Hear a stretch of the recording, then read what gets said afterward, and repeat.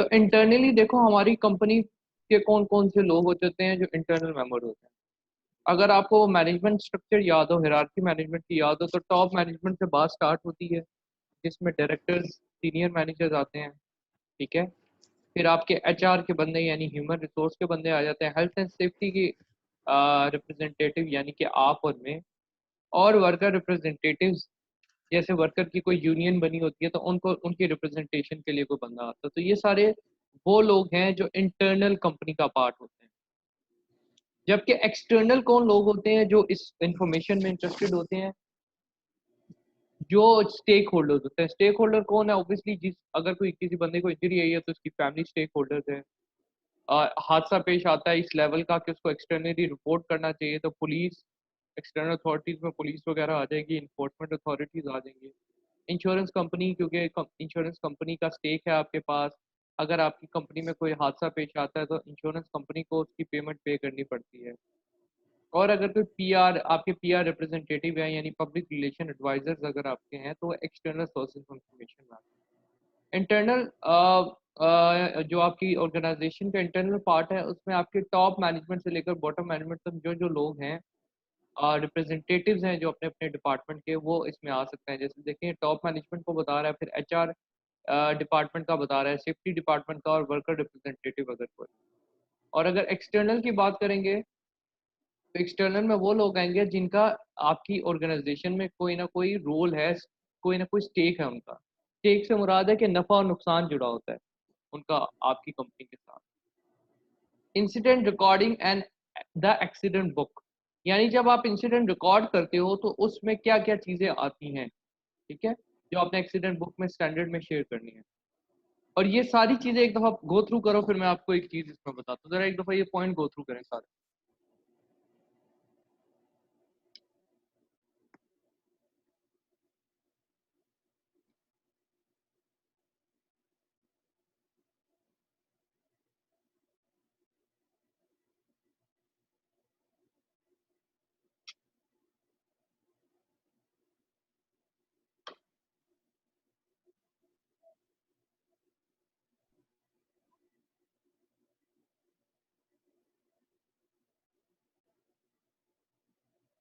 जी भैया, go through किए आपने?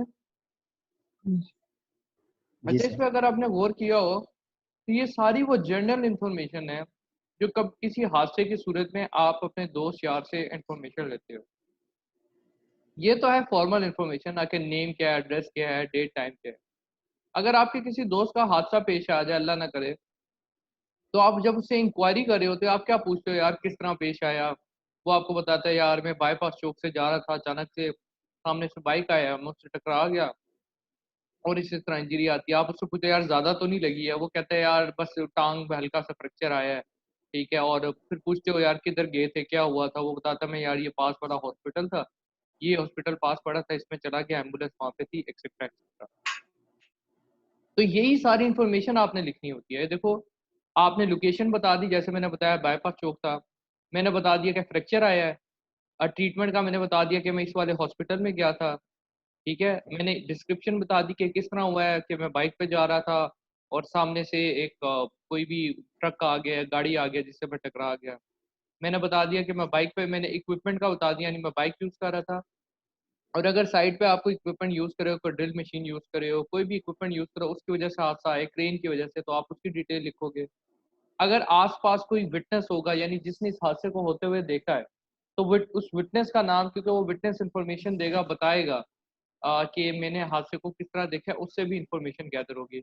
और इन दी एंड जो एक्सीडेंट बुक पे बना, अगर मैं एक्सीडेंट बुक फिल कर रहा हूँ तो मैं अपना नाम, अपनी आईडी और अपने सिग्नेचर करूँ।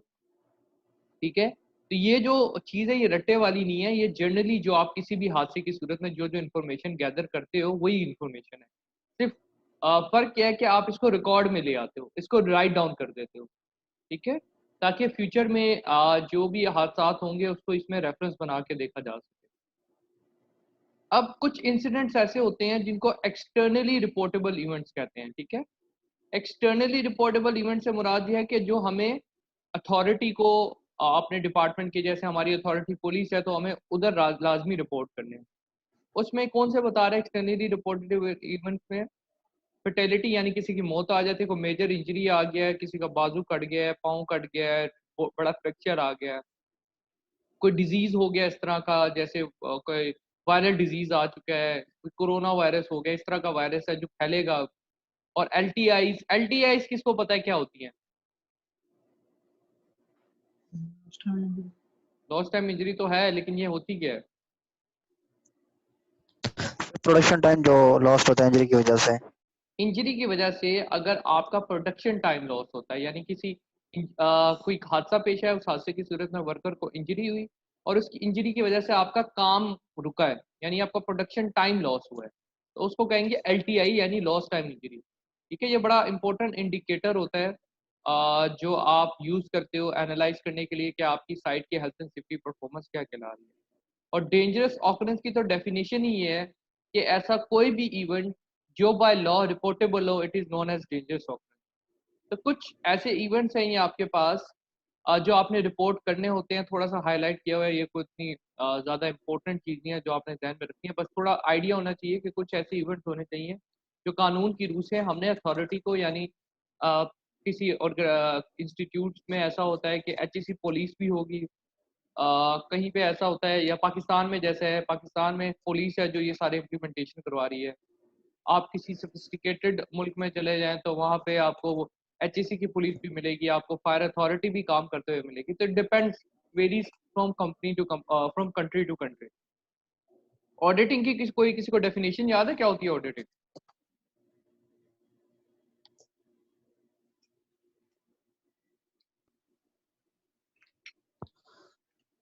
गूंगे बन गए यार सारे। 3 वर्ड मैंने बताए थे जब हमने health and safety management system वाला टॉपिक किया था चैप्टर नंबर 2 में। ठीक है? अगर आपको याद हो तो health and safety management system हमने पढ़ा था, मैंने आपको एक कीवर्ड बताया था, आईएलओ ओएसएस 2001 मैनेजमेंट सिस्टम में पोपा का, POPE, policy, organising, planning and implementation, evaluation, action for improvement and audit. ठीक है, ऑडिट मैनेजमेंट सिस्टम का बड़ा इंपॉर्टेंट पार्ट है जो पूरे मैनेजमेंट सिस्टम पे नजर रखता है कि कहाँ पे हमारे से गलती हो रही है, ताकि आपकी हेल्थ एंड सेफ्टी परफॉर्मेंस अच्छी हो। ऑडिटिंग को फिर वहां पे मैंने डिफाइन करके आपको बताया था that auditing is a systematic, critical and objective based examination of health and safety management system. यानी ऑडिटिंग में हम करते क्या है, हम एक सिस्टमैटिक यानी एक प्रोसीजर को फॉलो करते हैं, क्रिटिकल यानी तनकीदी निगाह रखते हुए, और ऑब्जेक्टिव बेस्ड जिसमें हमारे कोई टारगेट्स होते हैं जो हम चेक कर रहे होते हैं। जैसे सेफ्टी में हमारे टारगेट हो गया एक्सीडेंट रेट लो हो, इंसिडेंट रेट लो हो, स्टाफ टर्नओवर रेट हमारा कम हो, ठीक है, लॉस टाइम इंजरीज कम हो, तो ये कुछ टारगेट्स हैं जो हम चेक कर रहे होते हैं। और चेक किस में कर रहे होते हैं? Health and safety management system में। कि अगर health and safety management system की पॉलिसी में कोई मसला है, ऑर्गेनाइजिंग सेक्शन में कोई मसला है, प्लानिंग इम्प्लीमेंटेशन सेक्शन में मसला है, जिस सेक्शन में अगर कोई इशू है तो उसको हाईलाइट किया जाए और उसके फिर सॉल्यूशंस भी रिकमेंड किए जाए। सिर्फ कीड़े नहीं हमने निकालने हैं, सिर्फ प्रॉब्लम्स नहीं बतानी, हमने उनके सॉल्यूशंस भी बताने हैं। तो अगर आप देखेंगे तो ऑडिटिंग के लिए 3 वर्ड आपने ये याद रखने हैं, that auditing is a systematic, objective and critical evaluation of organisational health and safety management system. ठीक है, तो हम एक सिस्टम के तहत अपने टारगेट सेट करके क्रिटिकली एवेल्युएट करते हैं, यानी तनकीदी निगाह रखते हैं, कीड़े निकालने की कोशिश करते हैं कि हमारे मैनेजमेंट सिस्टम में कहाँ कहाँ क्या क्या गलती है। अब आप लोगों से मेरा क्वेश्चन है, ऑडिटिंग हम करें, ऑडिटिंग को भी आपने समझा है, हमने एक्टिव मॉनिटरिंग जब की थी तो हमने इंस्पेक्शन की भी टाइप्स देखी थी। तो 2 मिनट में आपको दे रहा हूँ, सोच लीजिए, पॉइंट बना लीजिए। मुझे आपने बताना यह है कि ऑडिटिंग और इंस्पेक्शन में बुनियादी फ़र्क क्या होता है, और एक डिफरेंस नहीं बताना है, कई डिफरेंसेस हैं इनमें, तो वो सारे डिफरेंसेस आप मुझे बताओगे, ठीक है? मतलब हम इसको सर ऐसे भी कह सकते हैं कि ये जिस तरह सर ये इंस्पेक्शन जो वीकली है या मंथली होती है, तो ये जो ऑडिट है सर हर 6 मंथ के बाद या साल के बाद होता है, या और देखिए, ऑडिटिंग में ये हमने बात की है ना, ऑडिटिंग एक डिटेल प्रोसेस है, टाइम टेकिंग है, लेकिन ठीक है, जबकि जो ऐसे? इंस्पेक्शन है वो जल्दी हो जाती है, क्विक हो जाती है, ये वर्क प्लेस चेक करती है, ठीक है, हम इस पे कॉस्ट इतनी ज़्यादा नहीं आती है।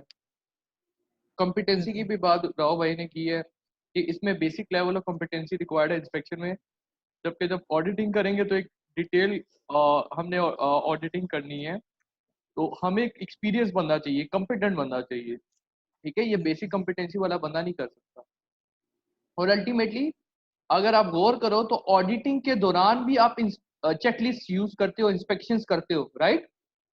ऑडिटिंग का पार्ट है इंस्पेक्शन। आप कह सकते हो कि इंस्पेक्शन जो है वो ऑडिटिंग का पार्ट है, यानी ऑडिटिंग करते हो आप इंस्पेक्शन का भी सहारा लेते हो, क्योंकि आपने एक पूरी वर्क प्लेस चेक करनी होती है, मैनुअल सिस्टम चेक करना होता है, तो उसमें जगह जगह पे जहाँ मैनुअल सिस्टम में आपके इंस्पेक्शन रिपोर्ट भी देख सकते हो, आप चेकलिस्ट भी चेक कर सकते हो। तो auditing is a bigger process, जबकि इंस्पेक्शन एक छोटा प्रोसेस है।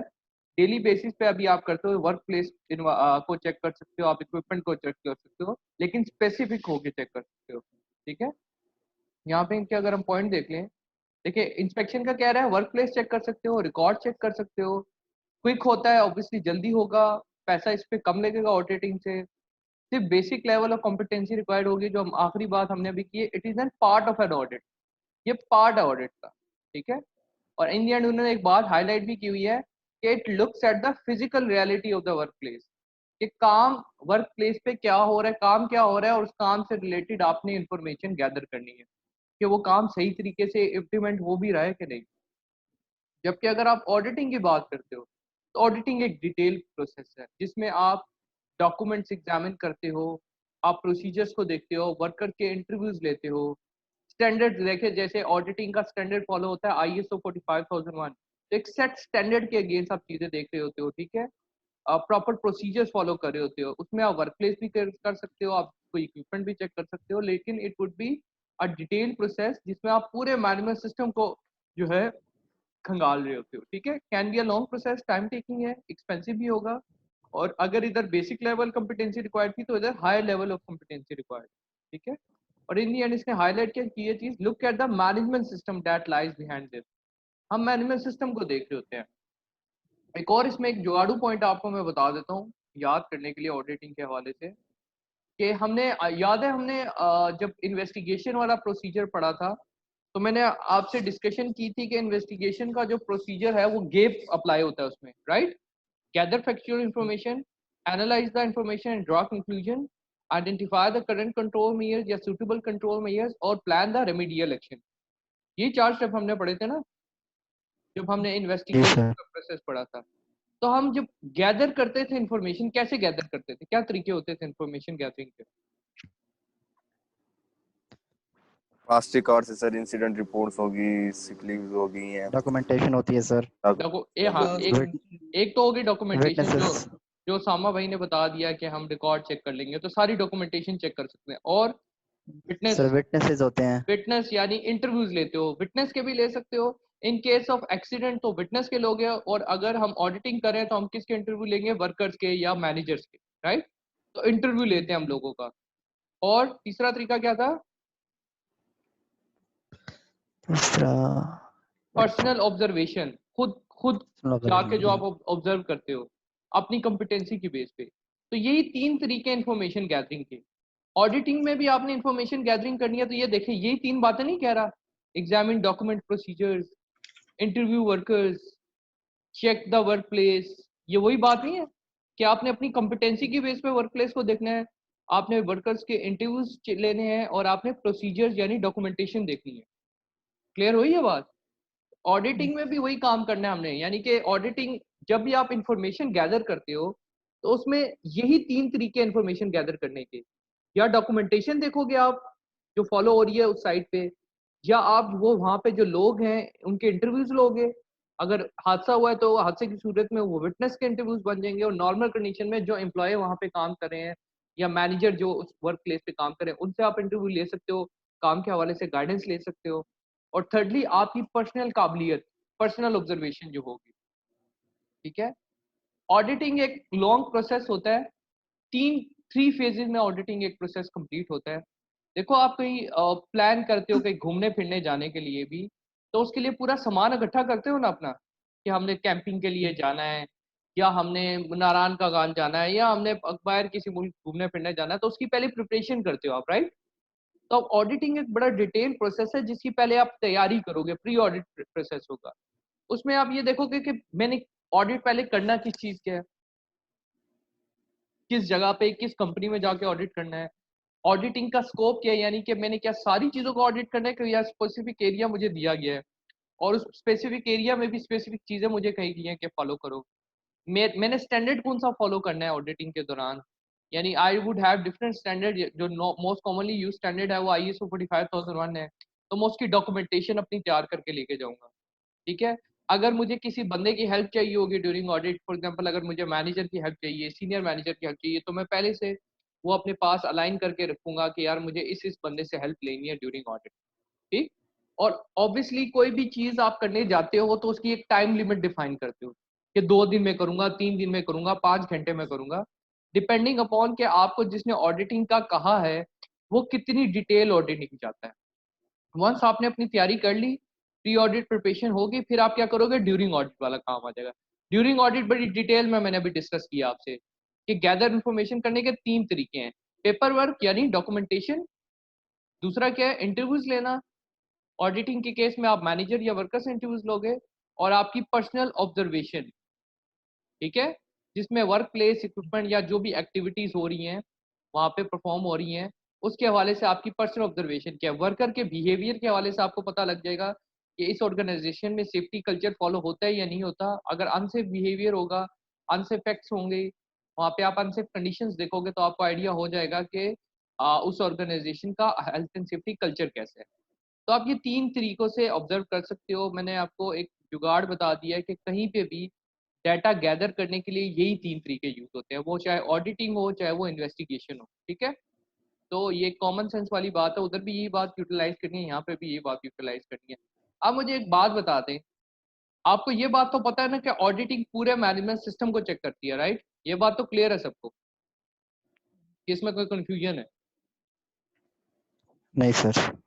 ठीक है, अगर ऑडिटिंग पूरे मैनेजमेंट सिस्टम को चेक करती है और ऑडिटिंग में हम डॉक्यूमेंटेशन को प्रायोरिटी देते हैं कि हम डॉक्यूमेंटेशन चेक करेंगे, तो मुझे आप ये बताएं कि ड्यूरिंग ऑडिट वो कौन कौन से डॉक्यूमेंटेशन है जो हम चेक कर सकते हैं, जो हमें गाइड करेंगे कि हेल्थ एंड सेफ्टी की परफॉर्मेंस कैसी जा रही है। क्या क्या डॉक्यूमेंट्स हम चेक कर सकते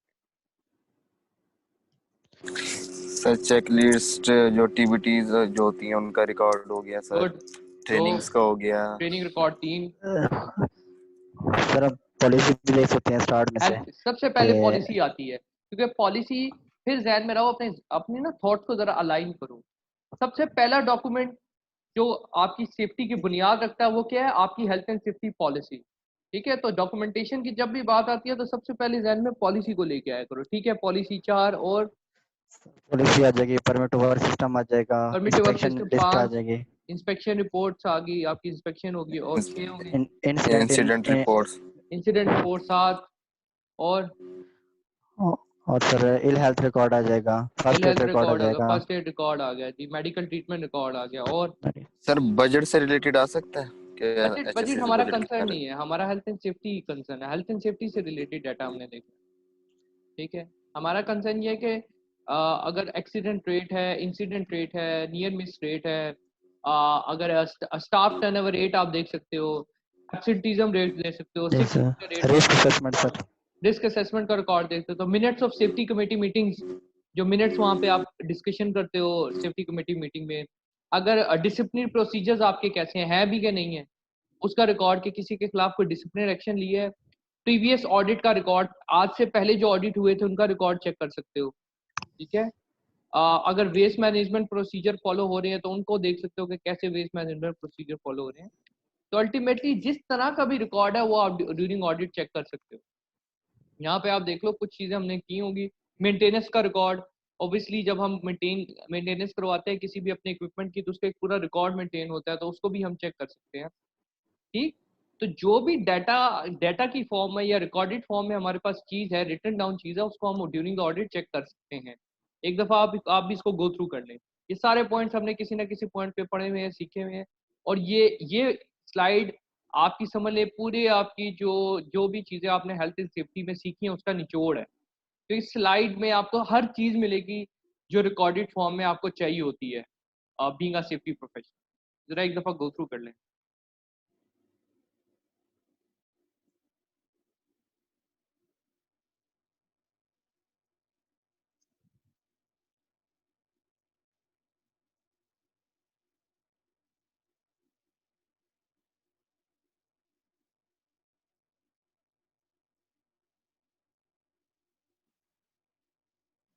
ठीक है भाइयों, इमरजेंसी अरेंजमेंट का भी रिकॉर्ड देख सकते हो, वर्कर की कंप्लेंट का भी रिकॉर्ड देख सकते हो।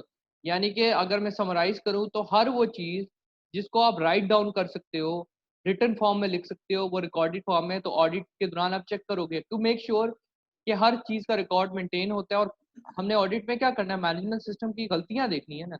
तो अगर ये रिकॉर्ड अच्छी तरीके से मेंटेन नहीं होगा तो इसका मतलब है मैनेजमेंट सिस्टम में गलती है, फिर हम उसको एड्रेस करने की कोशिश करेंगे। और ये हमारा पार्ट क्या था, ड्यूरिंग ऑडिट फेज था। प्री ऑडिट फेज हमने देख लिया, ड्यूरिंग ऑडिट फेज में हमने देख लिया कि हम डॉक्यूमेंटेशन चेक करते हैं, इंटरव्यूज ले सकते हैं वर्कर्स के, मैनेजर्स के, और अपनी पर्सनल ऑब्जर्वेशन की बिना पर भी हम बता सकते हैं कि कहाँ कहाँ पे फेलियर है। इसके बाद लास्ट फेज होगा आफ्टर द ऑडिट। अब आप मुझे बताएं, हमने ऑडिट कर लिया, इसके बाद क्या होना चाहिए? आफ्टर द ऑडिट क्या होना चाहिए, at the end of the audit? Sir failure बताने चाहिए, फिर उनकी मिटिगेशन जो है वो बतानी चाहिए। बिल्कुल, ऑडिटर का यही काम है कि उसने फेलियर बताने हैं और उनके कंट्रोल मेजर्स भी बताने हैं। जैसे आप हाईलाइट करते हो, उसामा भाई हमारे जो हैं ऑडिटर हैं, उन्होंने साइट विजिट की है, उन्होंने वहाँ के फेलियर्स एड्रेस देखे हैं कि क्या क्या फेलियर है, किस वजह से एक्सीडेंट हो रहे हैं। तो what he would do, he would write कि हमें रेमेडियल एक्शन क्या लेने, क्या मसला क्या है पहले तो, उसके लिए हमें रेमेडियल एक्शन क्या लेने चाहिए, कितने दिन तक ये काम हो जाना चाहिए, 20 दिन तक, 25 दिन तक, 30 दिन तक, एक टाइमलाइन डिफाइन करेंगे और एक रिस्पॉन्सिबल बंदा भी ठहराएंगे जो इस काम को पूरा करेगा। यानी it could be manager, it could be line manager, it could be warehouse manager, depending upon काम किस तरह का है, ताकि कल को उससे पूछगछ हो सके। ये तो मैंने अपनी रिकमेंडेशन में लिख के दे दिया कि ये होना चाहिए, लेकिन अल्टीमेटली इम्प्लीमेंट इसको किसने करवाना है? मैंने करवाना है जाके साइट, मैनेजमेंट ने, टॉप मैनेजमेंट ने। टॉप मैनेजमेंट ने, क्योंकि रिसोर्सेज उनके पास है, बजट उनके हाथ में होता है। उन्होंने मेक श्योर करना है कि जो भी ऑडिट की रिकमेंडेशंस आई हैं उस पे उसकी रूह के मुताबिक अमल दरामद हो सके। ठीक है, जैसे बता रहे कि जैसे ही ऑडिट खत्म होगा हमारी एक मीटिंग होगी जिसमें it is the responsibility of all levels to ensure recommendation for improvement and communicated and implemented.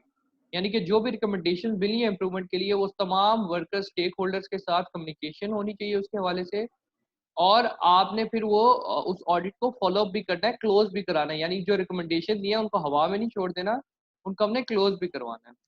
और अगर तो हम चाहते हैं कि हम एक क्वालिटी बॉडी बने, हमारा इंस्टीट्यूशन या हमारी कंपनी एक क्वालिटी अश्योरेंस की को भी रिप्रेजेंट करे, तो आपको तब तक आईएसओ की यानी स्टैंडर्ड की सर्टिफिकेशंस नहीं मिलेंगे जब तक आप ऑडिटिंग नहीं करोगे अपने साइट पे। तो ऑडिटिंग इसलिए भी नेसेसरी होती है कि आपने मार्केट में फेस वैल्यू अपनी बढ़ानी होती है, ये दिखाने के लिए कि we are following the standards. और जब स्टैंडर्ड फॉलो करोगे तभी इस तरह की बॉडीज, आईएसओ की बॉडीज आपको सर्टिफिकेशन देंगे, अदरवाइज आपकी सर्टिफिकेशन अगर ले भी लेते हो तो ज़्यादा देर तक चलने नहीं रहती। ठीक है, आप मुझे बताओ कि एडवांटेजेस क्या हैं और डिसएडवांटेजेस क्या हैं एक्सटर्नल और इंटरनल दोनों ऑडिट के। एक्सटर्नल ऑडिट कौन सा होता है? जो कंपनी के बाहर के लोग आके करते हैं, थर्ड पार्टी स्पेशलाइज पार्टी करती है। ये नॉर्मली क्लाइंट की रिक्वायरमेंट होती है कि आप अगर कॉन्ट्रैक्टर हो तो वो कहते हैं कि आप अपनी कंपनी का, अपनी चीज़ों का ऑडिट एक थर्ड पार्टी से करवाएं, यानी कि एक ऐसी कंपनी से जो ऑडिटिंग में स्पेशलाइजेशन रखती हो, उसके पास ऐसे इंडिविजुअल्स हों, वर्कर्स हों जो ऑडिटिंग आके करते हैं और कम्पिटेंट हों सारे। ठीक है, और दूसरी तरह से ऑडिटिंग आप अपनी कंपनी का एम्प्लॉय लेके भी कर सकते हो ऑडिटिंग, लेकिन वो अक्सर जगहों पे अनएक्सेप्टेबल होती है कि आप सिर्फ अपनी कंपनी, क्योंकि ऑब्वियसली अपनी कंपनी के अगर कोई एम्प्लॉय होगा तो वो फेवर भी करेगा, एक्सेट्रा एक्सेट्रा, इस तरह के काफ़ी मसले मसाइल आएंगे। तो प्रेफर ये किया जाता है कि इंटरनल ऑडिटिंग कर लो अपनी खुशी के लिए, बेहतरी के लिए, लेकिन अल्टीमेटली जिसकी बात की ज़्यादा वैल्यू होगी वो एक्सटर्नल ऑडिटर होगा। तो पहले हम डिस्कस कर लेते हैं एक्सटर्नल ऑडिटर पे। अगर एक्सटर्नल ऑडिटर आप लेके आते हो अपनी कंपनी की ऑडिटिंग के लिए, तो उसके क्या एडवांटेजेस हो सकते हैं और क्या डिसएडवांटेजेस या लिमिटेशंस हो सकते हैं? जी जनाब, कौन बताएगा? एक एक एडवांटेज भी बता देना तो बहुत बड़ी बात हो जाएगी। कि क्या, पहले एडवांटेजेस डिस्कस कर लेते हैं, एक्सटर्नल ऑडिटर के क्या एडवांटेज होंगे? एक्सटर्नल ऑडिट सर आपका इंटरनल सिस्टम है वो उसको इम्प्रूव करेगा।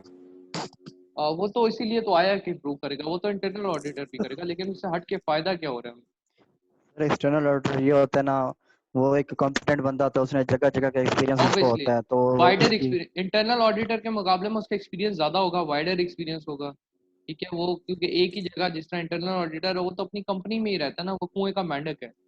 ठीक है, उसी जगह पे रहना है उसने, उसी जगह पे काम करना है। जबकि एक्सटर्नल ऑडिटर जो जगह जगह की खाक छान के आया होता है, वो एक अपना एक्सपीरियंस शेयर कर सकता है। एक ये एडवांटेज है सब, जो आप कह सकते हो कि एक प्रोमिनेंट एडवांटेज है। और एक्सटर्नल ऑडिट की वजह से सर जो आपका क्लाइंट है या जो कह लो शेयर होल्डर जो भी है वो उसका कॉन्फिडेंस बहाल होगा आपके ऊपर। बेसिकली आप कह सकते हो इसकी रिकमेंडेशंस में वैल्यू ज़्यादा होती है। जो ये रिकमेंड करेगा ऑब्वियसली क्लाइंट भी उसको वैल्यू करेगा, और आप भी उसको ज़्यादा सीरियसली लोगे। जबकि एक घर की मुर्गी दाल बराबर वाली कहानी है कि जो अपना इंटरनल ऑडिटर होगा उसकी बात को शायद उतनी वैल्यू ना मिल सके, तो इसकी रिकमेंडेशंस की वैल्यू ज़्यादा होगी। और सोचें, सर एक्सटर्नल ऑडिट की वजह से जो एक्चुअल लूप होल्स हैं आपकी ऑर्गेनाइजेशन के अंदर तो वो उभर के सामने आएंगे। वो उभर के इसलिए सामने आएंगे कि क्योंकि वो इंडिपेंडेंट होकर ऑडिटिंग करेगा, वो किसी के प्रेशर में नहीं आएगा, क्योंकि वो कंपनी में काम नहीं करता है। ठीक है, तो ही वुड बी इंडिपेंडेंट, वो अपनी इंडिपेंडेंट डिसीजन मेकिंग करेगा विदाउट एनी इन्फ्लुएंस। और सबसे जो एक यूनिक चीज़ होगी इसकी, कि ये इसकी फ्रेश पेयर ऑफ आइज है। फ्रेश पेयर ऑफ आइज का मतलब ये है कि ये बंदा आ रहा है, इसने साइट को पहले नहीं देखा। जब आप अपने घर में होते हो ना, रहते हो, तो आपको अपने घर की छोटे मोटे इश्यूज इश्यूज नहीं लगते। ठीक है, आप उनको इग्नोर करते हो। बाहर से जब कोई मेहमान आता है तो वही चीज़ें ठीक करनी शुरू कर देते हो आप, फिर आपको वो इशू इशू लगने शुरू हो जाते हैं। ठीक है, तो एक्सटर्नल ऑडिटर भी जब बाहर से आएगा तो उसका वो प्रेशर जो होगा वो आपको छुपे हुए जो इश्यूज हैं जो आप नहीं देख सकते उनको हाईलाइट करेगा वो। ठीक है, तो बेसिकली वो शादी कराने वाली आंटियां नहीं जिस तरह आती हैं, वो घर के कीड़े निकालती हैं, आपकी दीवार का पेंट ही नहीं सही हुआ हुआ, तो ये नहीं हुआ हुआ, तो दुल्हन में जो खामियां निकालती हैं, तो ये बिल्कुल वो एक्सटर्नल ऑडिटर वो खामियां निकालने वाला बंदा है, जो आएगा और आपको वो नजर भी नहीं आ रही होंगी, आप सोच भी नहीं सकते होगे वहां से ये खामियां निकाल के आपको। ठीक है, लेकिन इसका मकसद ऑब्वियसली यही होगा कि आपकी ऑर्गेनाइजेशन में बेहतरी है। डिसएडवांटेजेस क्या होंगे? सर डिसएडवांटेज पहला पहला तो फाइनेंशियली काफी यानी कि महंगा एक्सपेंसिव है पड़ेगा, ऑब्वियसली, हमें इंटरनल एक्सपेंसिव है। ऑडिटर से तो एक्सपेंसिव पड़ेगा, क्योंकि एक फर्म होगी वो अच्छा खासा चार्ज करेगी जब आप एक्सटर्नल ऑडिटिंग करोगे, तो एक्सपेंसिव हो सकता है। और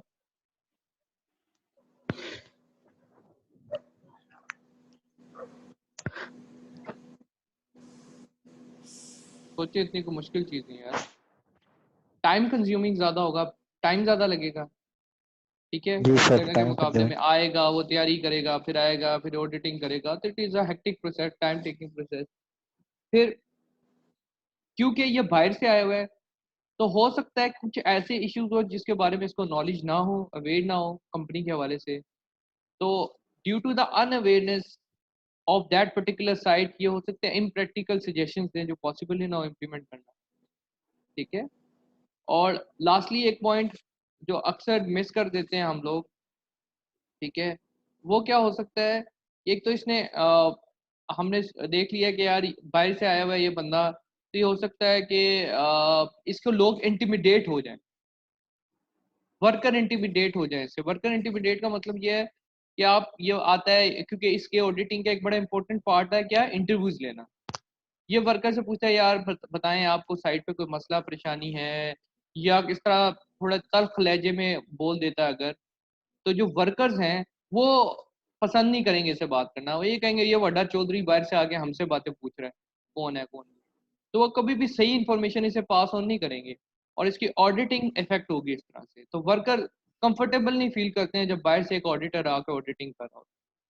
ठीक है, independent of any internal influence, वो हमने देख लिया, इस पर कोई इन्फ्लुएंस नहीं होगा, इंडिपेंडेंट होगा, फ्रेश पेयर ऑफ आइज है, इसका वाइडर एक्सपीरियंस होगा डिफरेंट वर्क प्लेसेस का, और इसकी रिकमेंडेशन में वजन ज़्यादा होगा।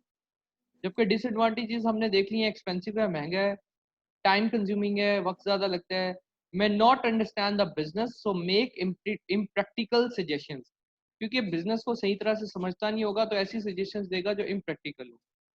और हो सकता है कि वर्कर्स को इंटिमिडेट कर दे, यानी उनको गुस्सा दिला दे, और उसकी वजह से उसको कंप्लीट एविडेंस नहीं मिलेगा, वर्कर कंप्लीट इन्फॉर्मेशन कभी नहीं देंगे, और देंगे भी तो गलत इन्फॉर्मेशन।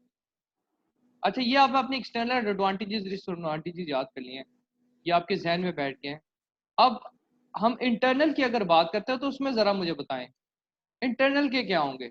इन्हीं को अगर आप दूसरी तरह से सोचे तो आपको इंटरनल भी के भी एडवांटेजेस जहन में आने चाहिए। तो क्या क्या एडवांटेजेस आपके जहन में आते हैं जब हम इंटरनल ऑडिटिंग की बात करते हैं? सर ये आपकी यानी कि जो ऑपरेशन है उसमें एफिशिएंसी बढ़ाएंगे और जो आपके लॉ वगैरह है उसके लॉ रेगुलेशंस वगैरह उसकी कंप्लायंस प्रॉपर तरीके से होगी, वो मॉनिटरिंग एक देखिए मॉनिटरिंग देखिए ये का एक सिस्टम मिनट पैदा होगा। एक मिनट साहब अभी, वो तो ऑडिटिंग है ना। ऑडिटिंग का तो ये फायदे हैं, हमें पता है। हम ऑडिटिंग की अभी बात नहीं कर रहे हैं, हम कह रहे हैं एक्सटर्नल ऑडिट अगर करेंगे और इंटरनल ऑडिट करेंगे तो दोनों में फर्क कहाँ पे आता है, हमने वो फर्क बताना है। वो तो इसमें भी करेंगे हम, हमने वो फर्क बताना है बुनियादी, जो एक्सटर्नल और इंटरनल ऑडिटिंग को सेपरेट आउट करता है, उनके फवाइद और नुकसानात हमने बताने हैं। ठीक है, तो अभी आप इस सोच से बताएं कि एक्सटर्नल ऑडिट के जैसे आपने नुकसानात और फायदे बताए हैं, तो इस तरह इंटरनल ऑडिटिंग के भी कुछ फायदे और डिसएडवांटेजेस होंगे, तो वो मुझे बताएं वो क्या होंगे। सर इंटरनल इसके कॉम्पिटेंस लेवल एडिटिंग डिफरेंट होगा। कम इतना ज्यादा पहले हम एडवांटेजेस कर लेते हैं। एडवांटेजेस में आप बताएं उसामा भाई, क्या कह रहे हैं आप? कह रहा हूँ कि कॉम्पिटेंसी जो एक्सटर्नल ऑडिटर होगा उस पर भरोसा भी ज्यादा होगा और उसकी कॉम्पिटेंसी भी वो हमने ज्यादा, देख क्योंकि लिया गार्ड है, गार्ड का तो पानी पे होगा वो उसमें। हमने देख लिया ये आप। अच्छा चले पहले डिसएडवांटेजेस बता दें आप। ये डिसएडवांटेज है कि ये बंदा इतना कॉम्पिटेंट नहीं होगा, इसका बेसिक लेवल ऑफ कॉम्पिटेंसी होगा, जबकि एक्सटर्नल हमने देखा है कि वो ज़्यादा कॉम्पिटेंट है, ज़्यादा सीखा हुआ होगा, डिफरेंट जगहों से होके आया होगा, तो इसका कॉम्पिटेंसी लेवल उसके मुताबिक नहीं होगा। और ये अब आपके सामने चीज़ें सारी इसी से रिलेट करके आपने बताना है, कोई रॉकेट साइंस नहीं है। सर इंटरनल उसके एडिटर के एडवांटेजेस ये भी हो सकते हैं कि पहली बात तो ये वो बंदा अपना होगा तो टाइम का मसला नहीं होगा, टाइम टेकिंग प्रोसेस नहीं होगा। एक बात यह है कि एक्सपेंसिव वो नहीं होगा सर। एक्सपेंसिव नहीं होगा, लेस एक्सपेंसिव होगा, जैसे ये था वो रिलेटिवली चीप होगा। एक तो ये है कि वो बंदा फेमिलियर होगा वर्क प्लेस से, तो उस उसको ज़्यादा बेहतर तरीके से पता होगा कि ये प्रोसेस कैसे परफॉर्म होते हैं। ठीक है, जगह को अच्छी तरीके से जानता होगा, एड्रेस कर सकता होगा, तो ये आपका एडवांटेज हो सकता है। फिर अगर एक इंटरनल ऑडिटर अगर ऑडिटिंग करेगा तो आपकी कंपनी के अंदर कंपिटेंसी बढ़ेगी। ठीक है, एक एक्सटर्नल ऑडिटर तो ऑडिटिंग करके चला जाएगा ना, इंटरनल ऑडिटर होगा, अगर वो बेहतर बेहतर ऑडिटिंग करेगा तो आपकी कंपनी की कॉम्पिटेंसी लेवल इंप्रूव होगी, अल्टीमेटली आपकी कंपनी को फायदा होगा उसकी ऑडिटिंग से। ठीक है, डिसएडवांटेजेस हम सेशन दोबारा ज्वाइन करके करते हैं, इसका टाइम खत्म हो गया, काइंडली रीज्वाइन कीजिएगा, ये मैं एंड कर रहा हूँ।